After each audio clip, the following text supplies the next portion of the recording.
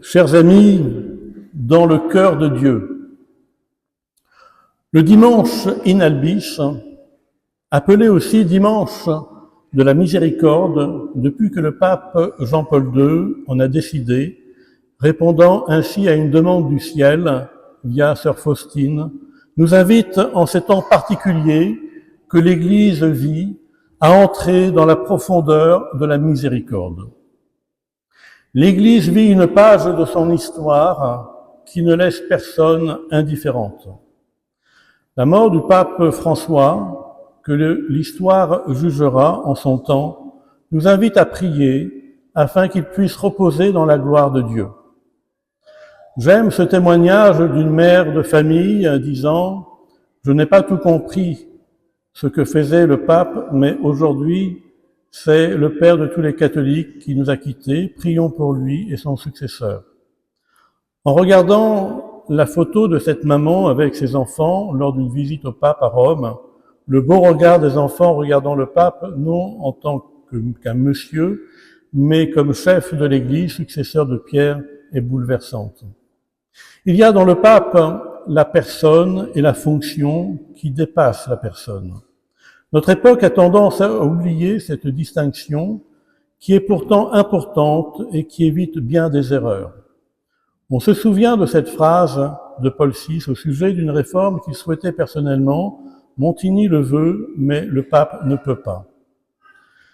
Les 50 chefs d'État et les 10 têtes couronnées présents hier aux obsèques du pape montrent bien l'importance que représente le chef des apôtres, successeur de Pierre. La présence des laïcs pourrait donner lieu à une autre lecture. On compte à peu près 400 000 fidèles qui sont venus prier auprès du pape et l'assister, lors de ses obsèques, contre un peu plus de 2 millions pour le pape Saint Jean-Paul II. Prions pour qu'au conclave qui est imminent, nous puissions avoir un bon pape comme successeur de Pierre, un pape doux et humble, un pape docte et courageux, un pape qui ne néglige ni les périphéries, qui n'est pas une invention du XXIe siècle. On peut penser par exemple à l'ordre des Trinitaires qui avait pour mission d'acheter les esclaves pour leur redonner la liberté, n'est-ce pas, aller aux périphéries. Ni le centre, car le centre c'est le cœur et il a besoin d'être aimé par un Père qui nous aime, un Père qui travaille à l'unité dans le respect des diversités qui font la richesse de l'Église. Il y a plusieurs maisons dans la demeure du Père. Les maisons ne sont pas des contradictions, mais des sœurs spirituelles pour œuvrer à la gloire de Dieu et au salut des âmes. Chers amis, dans le cœur de Dieu, entrons dans la profondeur de la miséricorde.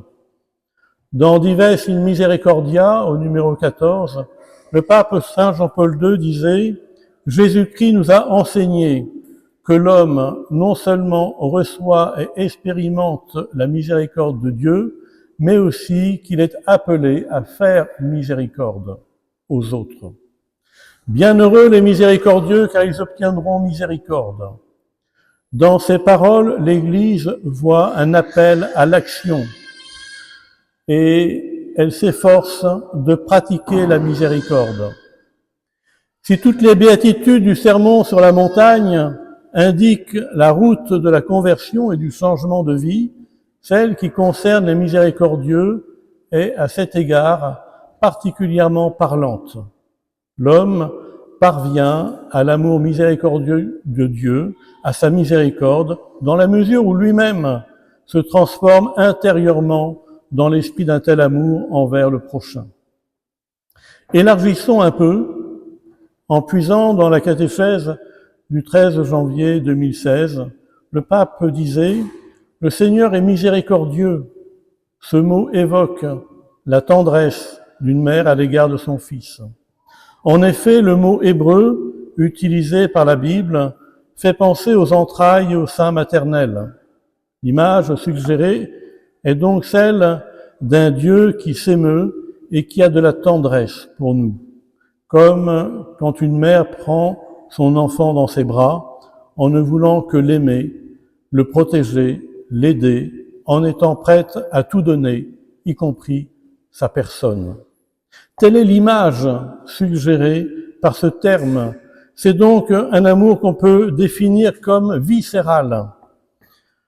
Tendresse de Dieu, tendresse de Marie.